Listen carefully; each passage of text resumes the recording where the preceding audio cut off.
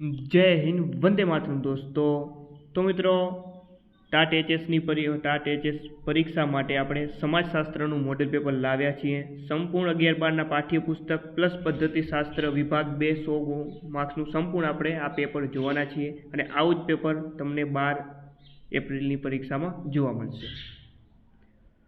સમાજશાસ્ત્રનું મિત્રો most IMP material, જેની અંદર 1200 કરતાં પણ વધારે પ્રશ્નો 11-12ના પાઠ્યપુસ્તકોમાંથી આપેલા છે અને વિભાગ 2નું સંપૂર્ણ પેપર મિત્રો આમાંથી જ કવર તમારું થઈ જશે. તો આ પીડીએફ મેળવવા માટે તમે જો પરચેસ કરવા માંગતા હો તો અહીં આપેલા નંબર ઉપર તમારે 99 રૂપિયાનું પેમેન્ટ કરીને આ જ નંબર પર વોટ્સઅપ પર સ્ક્રીનશોટ મોકલવાનો રહેશે. ઓકે, જેવું પેમેન્ટ કરશો તરત 2 મિનિટમાં પીડીએફ મળી જશે.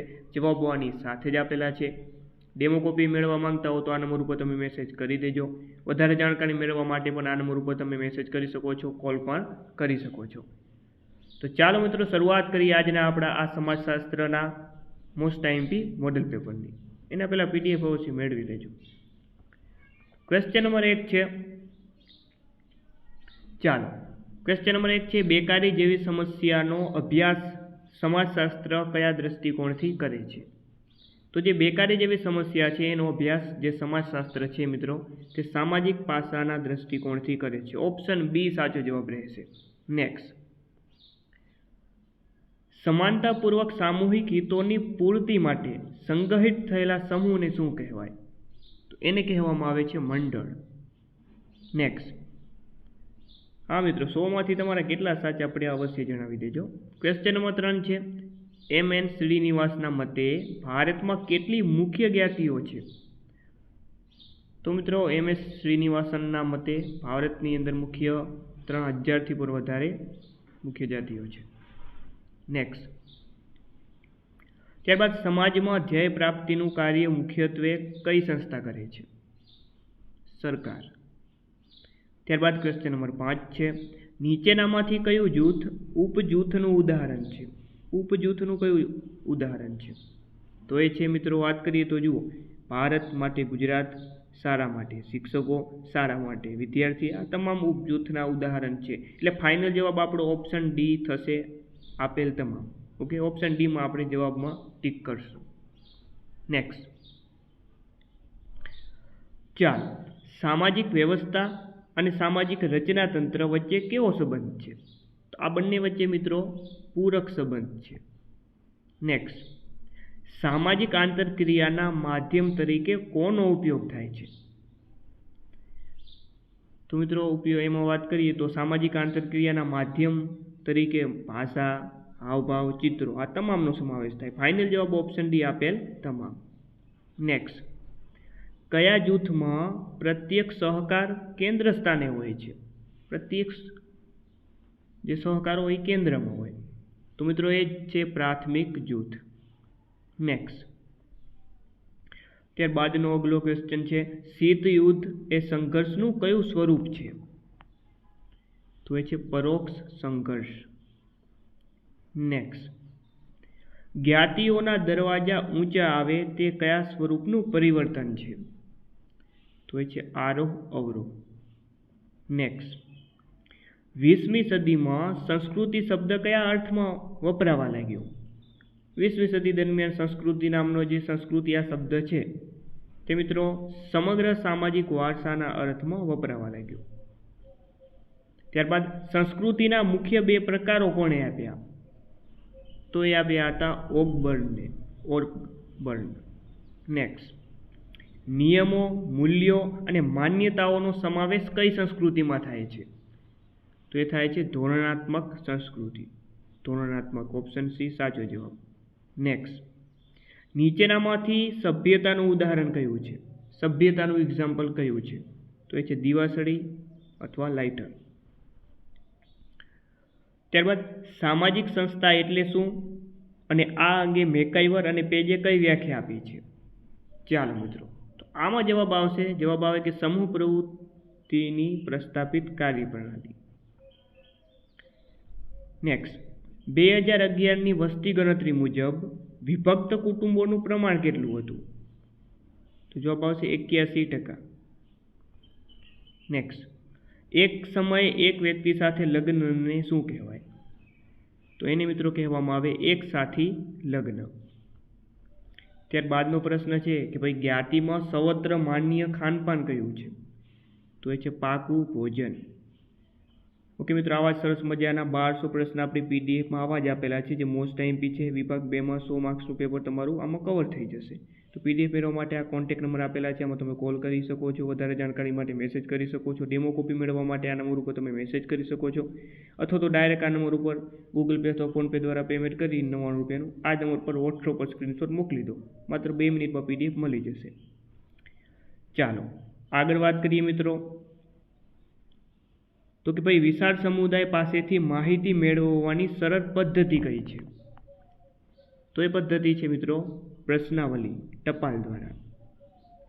નેક્સ્ટ, નિરક્ષર ઉત્તરદાતા માટે કઈ પ્રશ્નાવલી યોગ્ય?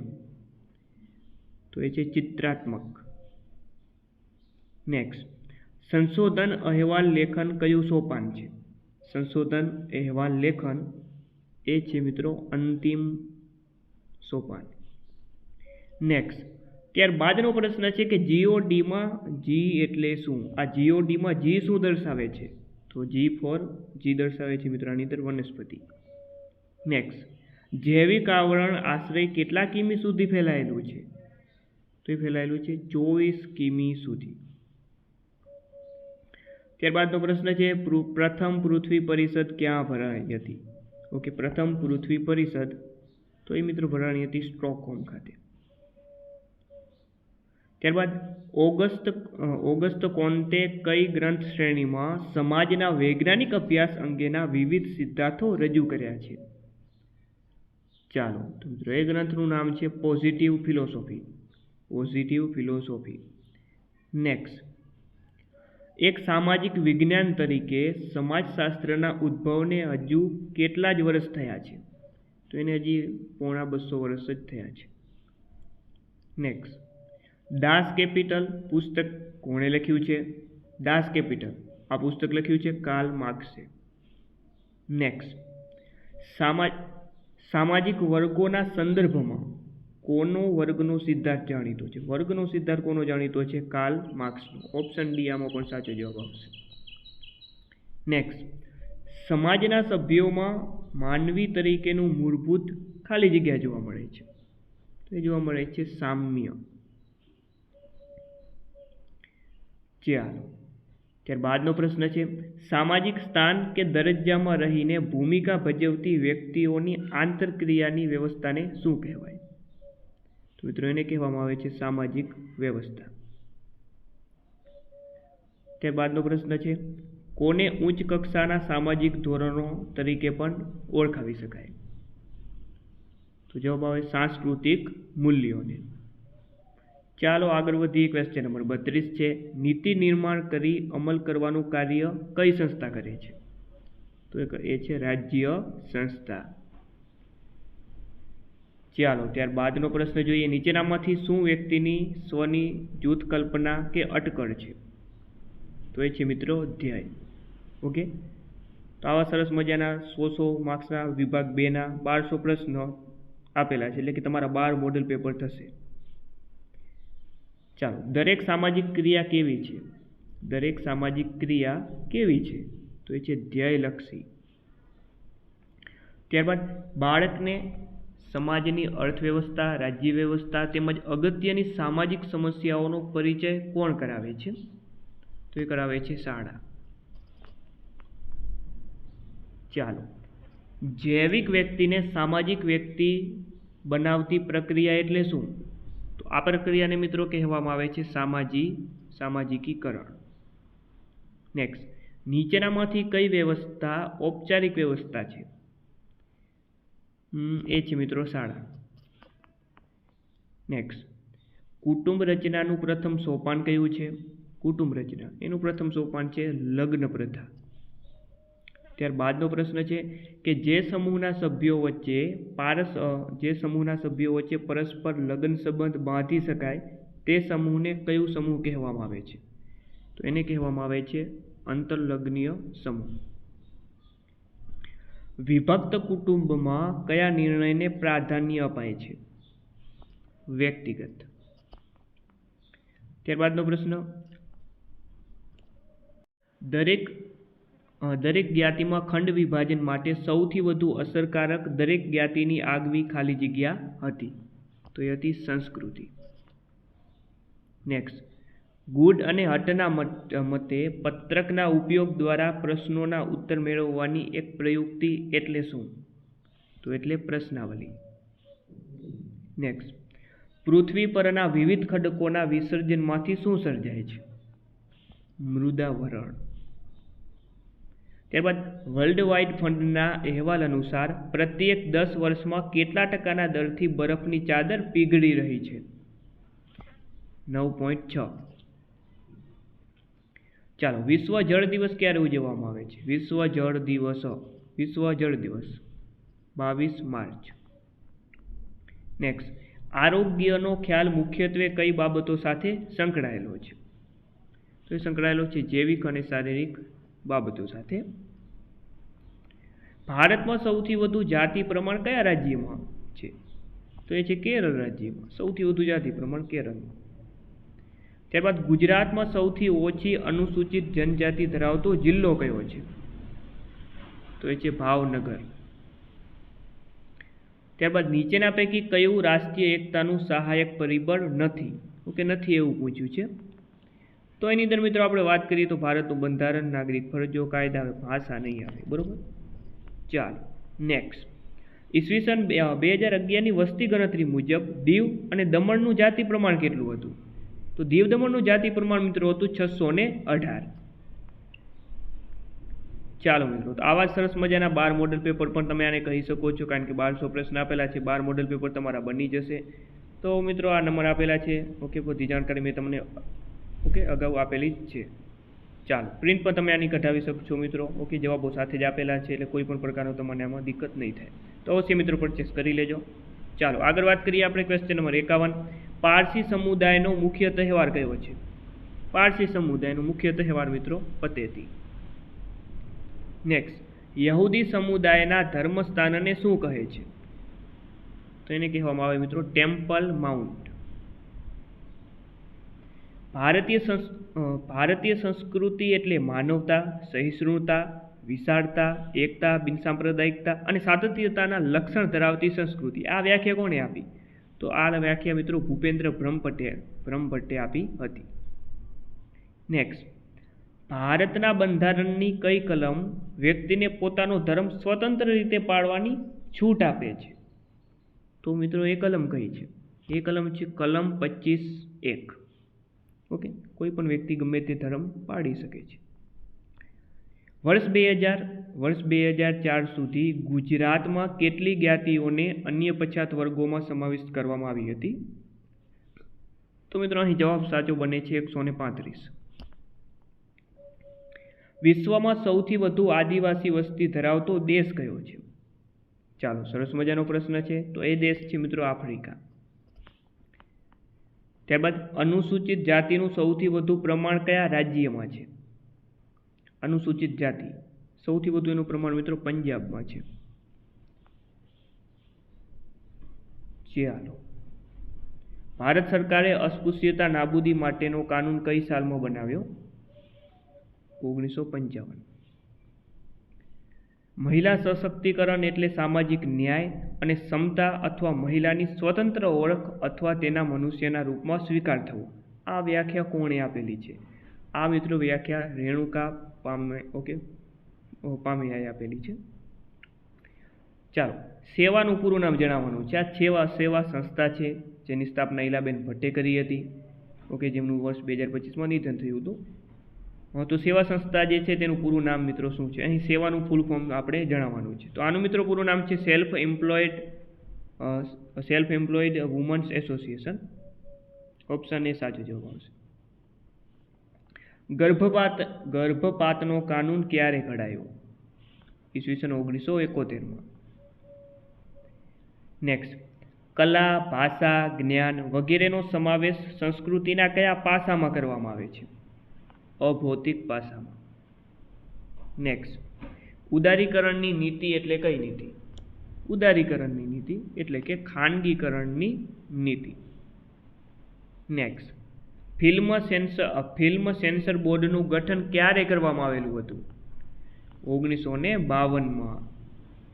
નેક્સ્ટ, ઇન્ટરનેટ પર માહિતી આપવા કોમ્પ્યુટરને શું કહે છે?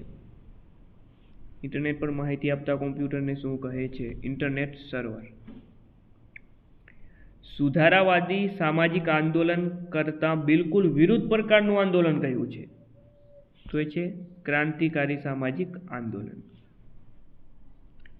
ચાલો, યોજના આયોગે કયો શબ્દ આપ્યો? લોકશાહી કેન્દ્રીકરણ. ચાલો, ત્યારબાદનો પ્રશ્ન જોઈએ કે ભાઈ પંચાયત એટલે સ્થાનિક સમુદાય દ્વારા પસંદ કરવામાં આવેલ કેટલા વડીલોનો સમૂહ? નામ જ પંચાયત છે એટલે કે 5 સભ્યોનો સમૂહ. નેક્સ્ટ, કઈ સાલમાં મદ્રાસ એટલે કે તમિલનાડુ, બંગાળ, પંજાબ, ઉત્તર પ્રદેશ વગેરે પ્રાંતોમાં સ્થાનિક સ્વરાજ્યની સંસ્થાઓ સ્થાપવાના કાયદા ઘડવામાં આવ્યા? જવાબ આવ્યો 1870માં. ચાલો, જો સમાજમાં ધોરણ ભંગ વર્તનની માત્રા અને પ્રમાણમાં વધારો થાય તો શું જોખમાય છે? તો શું જોખમાય? એકતા અને સુગ્રથન. ક્વેશ્ચન નંબર 71 છે, ભારતમાં યુવાનોની વસ્તી કેટલા ટકા છે? ભાઈ 65% છે. નેક્સ્ટ, જુનિયર પ્રમાણિત શાળામાં સામાન્ય રીતે કેટલી ઉંમરના બાળ અપરાધીની દેખભાળ, ઉપચાર અને સુધારણા કરવામાં આવે છે? જવાબ આવશે 12 વર્ષથી ઓછી ઉંમરના બાળકો. નેક્સ્ટ, NACO નું પૂરું નામ શું છે? NACO આનું પૂરું નામ છે national AIDS control organisation. National AIDS control organisation. એઇડ્સનો પ્રથમ દર્દી ક્યાં નોંધાયો હતો? અમેરિકા. ગુજરાતમાં 2011ની વસ્તી ગણતરી મુજબ જૈન ધર્મ પાળતા લોકોનું પ્રમાણ કેટલું છે? તો તેમનું પ્રમાણ 0.96% છે.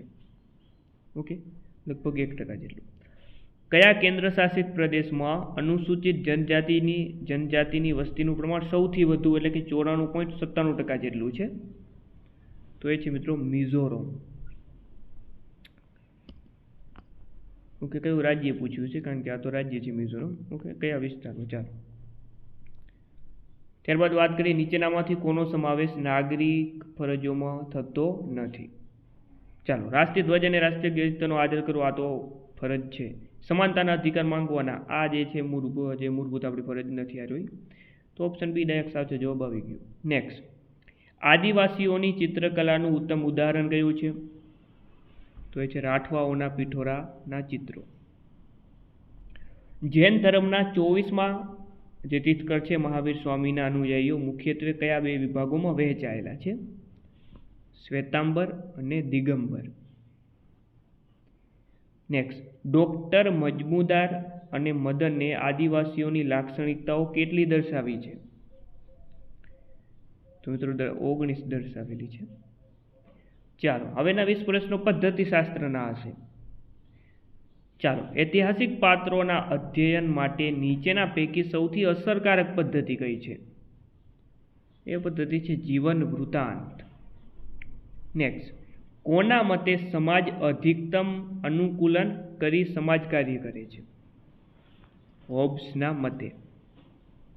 ત્યારબાદ સમાજશાસ્ત્ર વિષય વસ્તુનું રેખાંકન કરવા એલેક્સ એકલ્સે કેટલા માર્ગો આગળ વધવાનું સૂચન કર્યું છે? તો જવાબ આવશે 3. પ્રત્યક્ષ પદ્ધતિ અને કયા નામે ઓળખાય છે? આગમન પદ્ધતિ. વિષયાભિમુખ કૌશલ્યના ઇચ્છિત ઘટકોમાં કયા ઘટકનો સમાવેશ ના થઈ શકે? તો જવાબ આવે કૃત્રિમ રીતે મઠાળું કઢાવવું. ત્યારબાદ શિક્ષણ વ્યવહારનો નાનો ભાગ એટલે વર્ગ વ્યવહાર. નેક્સ્ટ, માઇક્રો ટીચિંગમાં કુલ કેટલા સોપાનો હોય છે? માઇક્રો ટીચિંગમાં ટોટલ 6 સોપાનો હોય. કેટલા? 6. નેક્સ્ટ, ડ્વાઇટ એલને કઈ સાલમાં માઇક્રો ટીચિંગ શબ્દનો પ્રયોગ કર્યો હતો? 1963માં. ત્યારબાદનો પ્રશ્ન છે વિષયાભિમુખ કૌશલ્યોમાં કઈ પ્રયુક્તિઓનો ઉપયોગ કરી શકાય?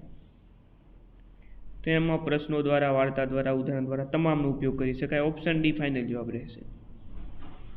નેક્સ્ટ, વિવિધ પ્રકારના પ્રશ્નો પૂછવાનું શિક્ષકનું કૌશલ્ય એટલે પ્રશ્ન પ્રવાહિતા. નેક્સ્ટ, આગમન પદ્ધતિનો ફાયદો શું છે? આગમન પદ્ધતિ તો એનો ફાયદો છે કે વિચાર શક્તિ વિકસાવે છે.